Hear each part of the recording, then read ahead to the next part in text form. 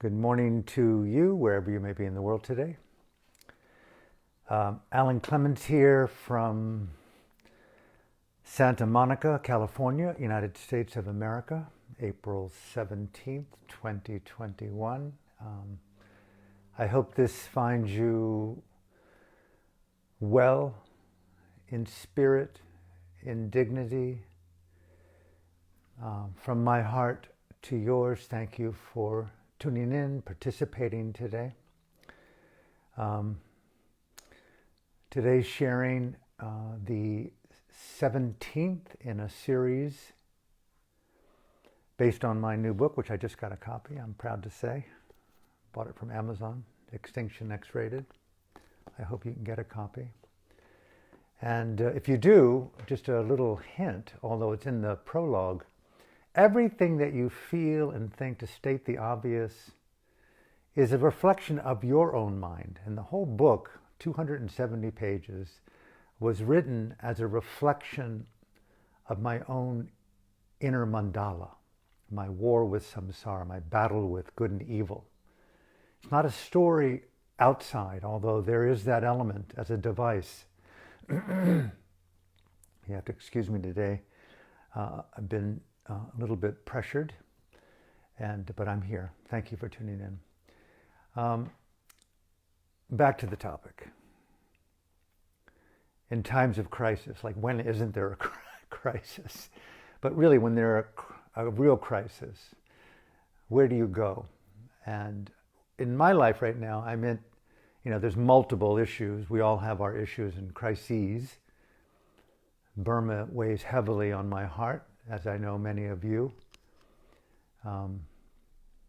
But then there's the absolute, allow me to be radically blunt, the cruelty of samsara. And for those who've had the courage to, I won't say wake up, that's too arrogant, but those who've had the courage to look beyond the normalcy of pleasure and pain and the acquisition of status, wealth, the longevity of beauty, all the beautiful things, but who have seen more into the crevasse and the crevasses of this samsara, this thingness, this embeddedness that unfortunately for me, I'm not all that keen on it, that we're born into this fabric of mental, physical, existential, cognitive, temporal infinity, samsara. The Buddha called it samsara. And most of it is without our own making or desire. Who ever would want genocide, rape? Who would ever want to have, the worst diseases? And yes, there is that possibility of transformation and love and tenderness. And yes, it comes with a price, right? The vulnerability of feeling and the gratitude that comes at times from being who you are, where we are, with whom we're with. We resonate with the simplest of things, and this quality of gratitude becomes the radiance of our protection and our refuge.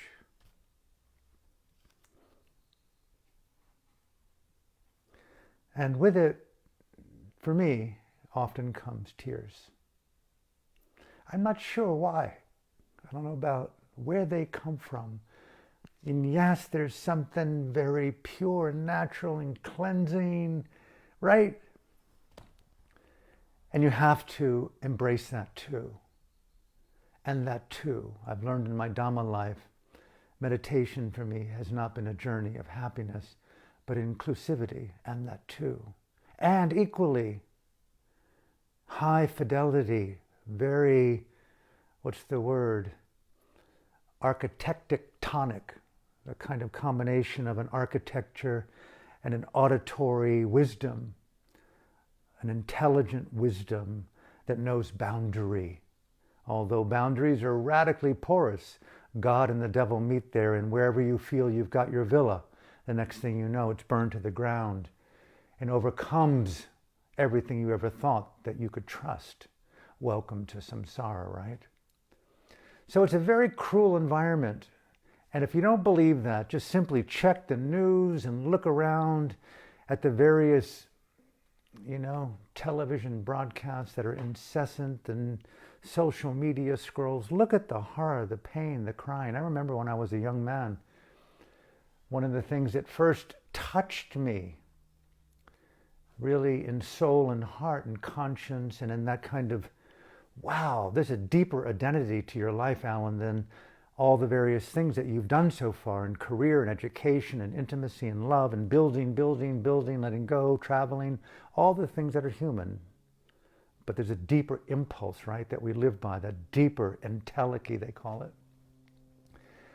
That kind of existential raison d'etre that makes no sense to most people except those rebels and mavericks who hear that secret calling, right? And it's a very rarefied calling. The older I get, I see fewer and fewer people willing to make the fucking courageous challenge to live, not your dream, but live in the authenticity of, as much as possible, the uncompromising, and I'll include that with a little bit of compromise, right? Be human about it. You've got to make folds work as light sometimes. But that deeper impulse is what I'm trying to get to. When you're really in crisis, you got to draw upon gratitude. You got to draw upon your tears. You got to draw upon your friends. And you got to fight the fucking good fight. And it's so easy, right? It's so easy. Speaking about me, so easy to withdraw with all of your might. I don't belong. I don't know about you. I've been in parties and dinners and gatherings and temporary relationships where you just feel it in your being. You can't be polite. You don't belong to that particular so-called etiquette. And I'm not good at that. But you must, I don't belong here. It's not right. This is a kind of, I'm not going to be patient in the way in which my conditioning tells me to be polite. And you kind of feel this impulse, that deeper DNA in the caterpillar metaphor that people overuse like me. And next thing you know, you're climbing up the tree and you're just like, what in the hell is this about? What in the hell is this about? Where am I going? Where am I ending? I'm just all of a sudden in this foreign land and I'm living not my dream, but I'm living out of the cocoon of my propaganda. And I love those kind of people. They're rad, they're musical, they're artistic, they're crazy, they're soldiers, they're sex workers, they're just savants of the most impoverished areas of wealth. And there you find them on the doorsteps of infinity, knocking on the devil's door. Take me, take me. I want authenticity over comfort, right? All the things that you hear so many times. But really in the times of crisis, goddamn, man, it's either gratitude or tears or a real deep alignment. What will you listen to inside of your heart, Alan, to let you know what to do, how to do it, when to do it, and with whom, right? The guidance of Dhamma. I remember reading that book attributed to the teachings of the Buddha, talking, oh monks and nuns, have you not seen through your own deep Dhamma eye that you have cried as you're crying right now for loss of loved ones, loss of limb, loss of hope? Have you not seen that you have cried more tears in all the waters and all the four oceans? I mean, that is so rad that someone was willing to say that. And all the oceans combined, like, wow. Because in life, there's this incessant interrelated of conditioned phenomenology called you and me, lifetime after lifetime. My God, in times of crisis, gratitude, in tears, and a heightened fidelity to a Dhamma navigation. And I remember reading that. You've cried more tears through loss and separation from loved ones and associations with those you don't want to be with than all the oceans. And it's like, wow, how many times would a little tear take to fill up even a glass, much less an ocean, and for them. And here the Buddha is using that as an example to encourage people. The same with your blood. You have shed blood over being beheaded, tortured, maimed, caught as a dacoit, a robber, an evil king.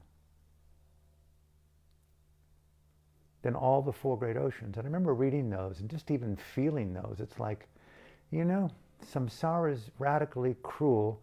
And here this gentleman, attributed to the teachings of the Buddha, is offering what he presented as there is an alternative approach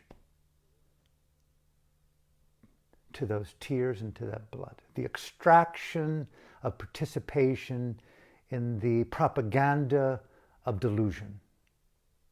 You can extract yourself from that primordial indoctrination known as moha, in Pali Buddhist as delusion. Your eyes are wide open, but you see reality wrongly. The indoctrination on an existential level, primordial indoctrination, and the propaganda of thinking and speech and behaviors that lead to those oceans being filled. Wow. And you can extract yourself from that. Now, coming to the second part of this talk,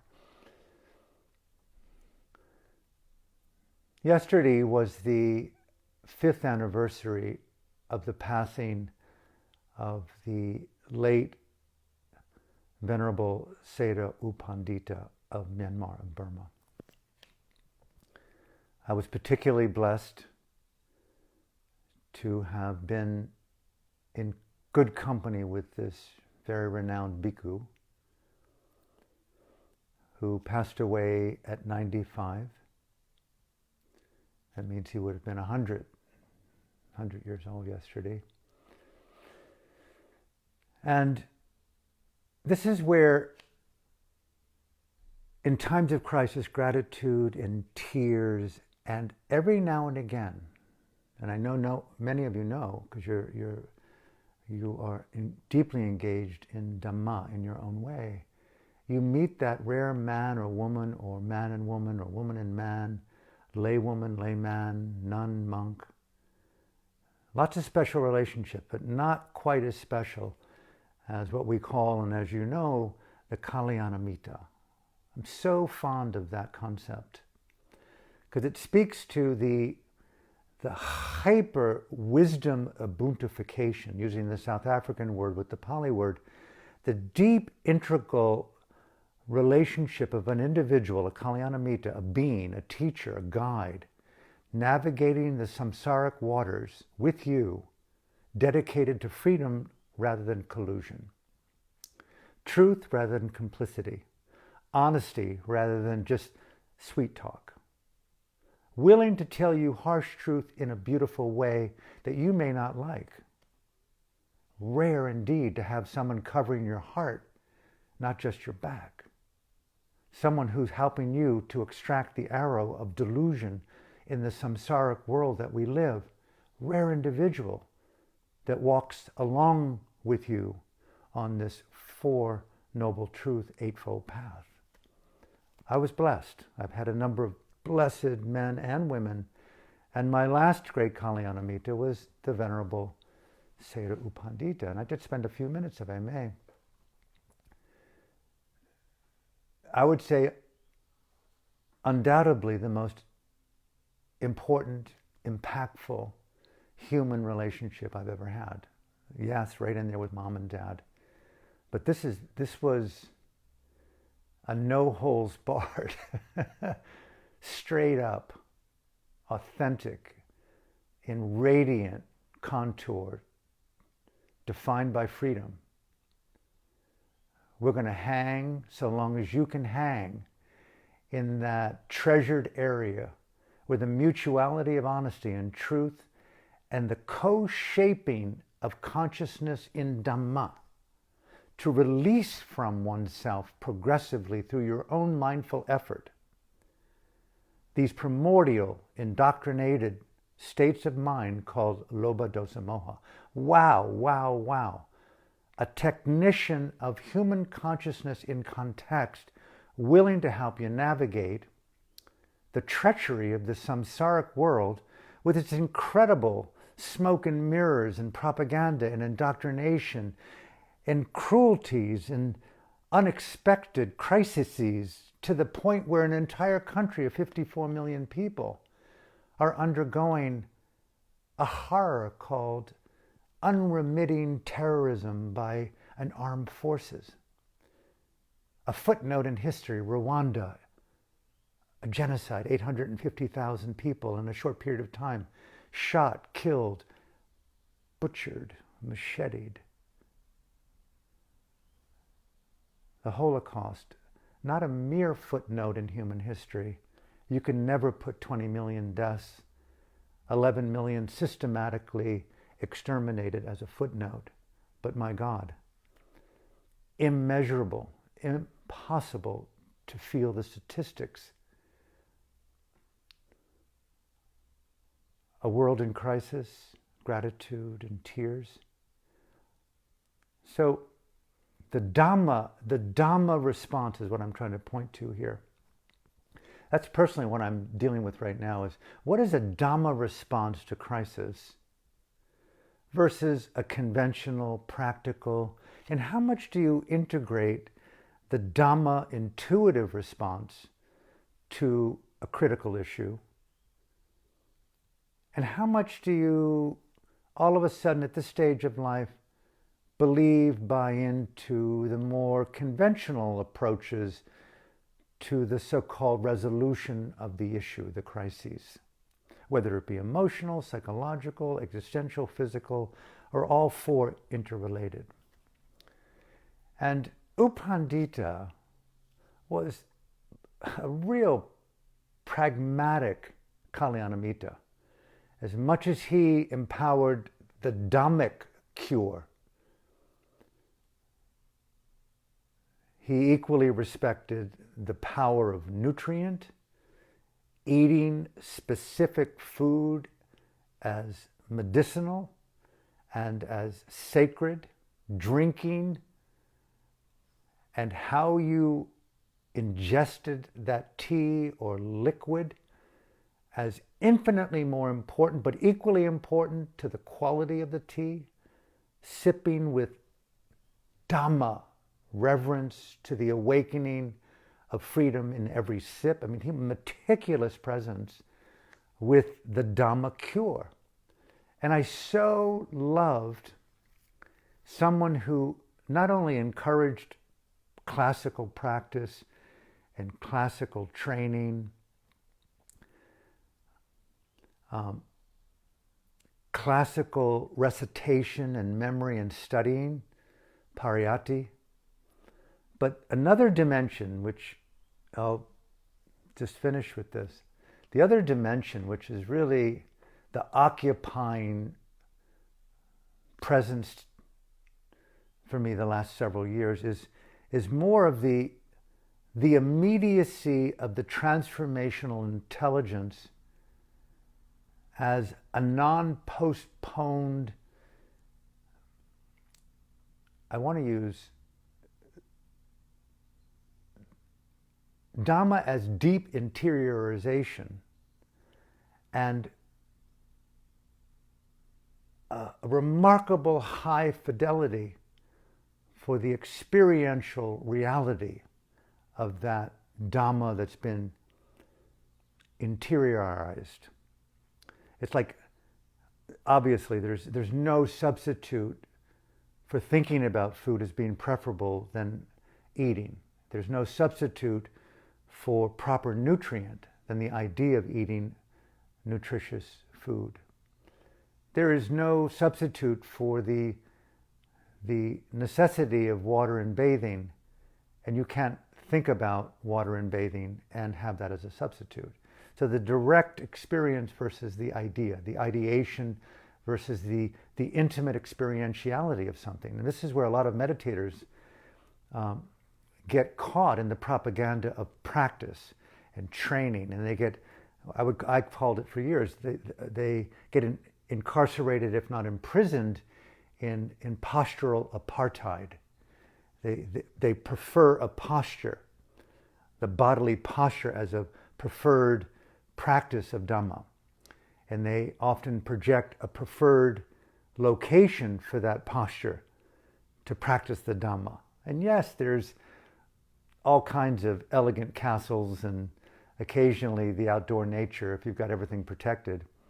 But what I've learned from Sayadaw U Pandita and Mahasi Sayadaw both was Dhamma beyond posture, Dhamma beyond location, the vocation of living Dhamma as the oxygenation of Dhamma and Parami, the living, breathing, experiential oxygenation of the meaning of dana, sila, and bhavana, generosity, ethical intelligence, the intelligence of knowing how, on your cognitive palette, how to employ the color of dignity, stature, uprightness, restraint from ridicule, how to intervene with a thought cluster that's compromising to your sense of peace and well-being, how to discern a wisdom thread from a habitual, comfortable narrative,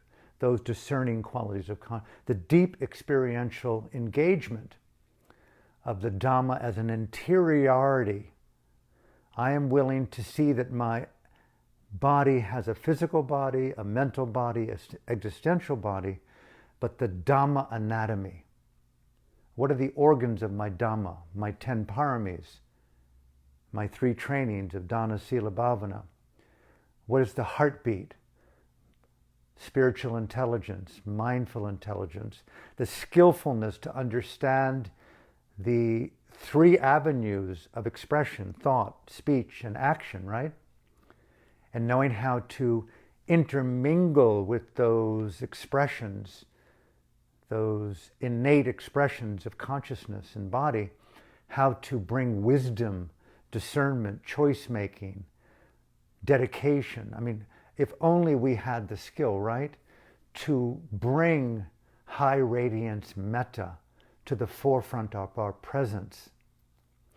Like in the biblical response of, we think of here, they know not what they do. There's a Jesus on the cross, there's a Carol, there's a Joan, there's an Alan, there's a Robert in a situation.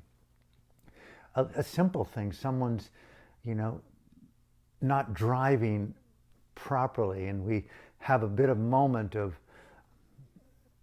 road irritation, rather they know not what they do, I mean, think of the Dhamma and the power of the Dhamma right now in Burma right now with over 3,000 people, doctors, nurses, teachers, celebrities, influencers, singers, filmmakers, nuns, monks being tortured beyond recognition, and what their Dhamma is in the moment of crisis. Gratitude, where do they go inside of their mind? You've cried more tears, you've shed more blood, O nuns and monks, than all the 4 great oceans. Have you not suffered enough to turn away from your participation in the innate indoctrination and the propaganda of the interiorization of greed, anger, and delusion? Right there in the torture, I can only imagine, bring the most radiant sense of radical, courageous, mindful, spiritual intelligence and refuse to participate in the evil of torture. Whoa, the cruelty of samsara, that's how bad it could get. I want out, but you just can't speak it out. You can say and you can dance, you can avoid, but by and large, over there becomes here in just one split second. Anyone with any degree of empathy or wisdom understands what happens to her and him, and that happens to you and me. And it could be completely reversed, where they're the onlooker and we're the victim. And so U Pandita and Mahasi Sayadaw, which I so am bringing to my life right now, because it's just a call that must be embodied. It's a time right now for me, because this is a very personal sharing, these are personal sharings, what you do with them is your choice, obviously. It's a time to rise up and to hear the quiet, most auditorially cognizant truth, pray its wisdom, and act in deliberate engagement as I map the coming days and weeks, and just sharing my own Dhamma practice here. There's just a heightened, if you, by the way, if you want to read all about this, it's in this book. I'm very honored about having written this book, but I wrote it for me. I'm very greedy about that. So if you find it interesting, I pray it's meant as a Dhamma hymn and a scream. And remember that everything in it is about your mind, not mine. And what an amazing thing to decathex from projection and feel like this tanka behind me, the intersecting symbols of the narratives of conditioning and how we externalize and we often miss and sacrifice Dhamma transformation. U Pandita and Mahasi Sayadaw, for those of you who knew those two gentlemen,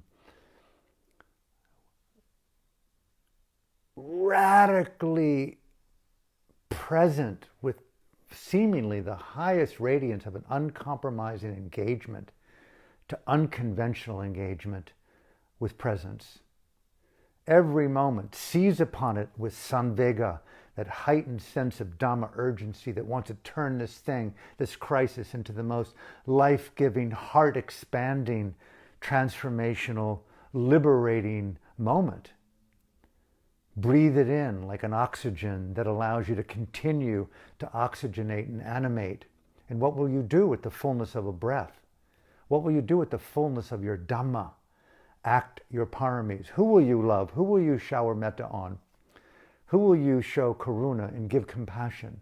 Who will you offer dana to, and when and how? And don't hesitate to fulfill it to its fullest radiance. Don't just think dana. How many times I've heard that? Don't just think metta or karuna. That's fantasy metta, fantasy karuna. Karuna, compassion, metta, loving kindness, dana, generosity, khanti, patience are actions. The fulfillment of Dhamma actions in thought, speech, and embodied action. So as I conclude today,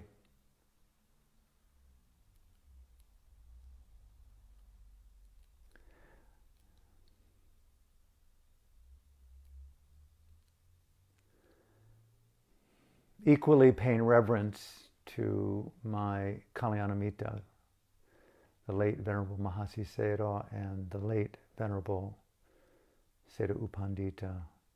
I call them Dhamma giants primarily because of their radical commitment and encouragement to others and compassionate and intelligent support of others to occupy the now-time presence of one's life with the highest expression of their Dhamma, their parami, and their commitment to Nibbana. That is a rare vocation to have someone. And so from my heart to those remarkable individuals and to the many dozens, if not hundreds of other nuns and monks and lay people that I've had the privilege and honor to meet and be supported by.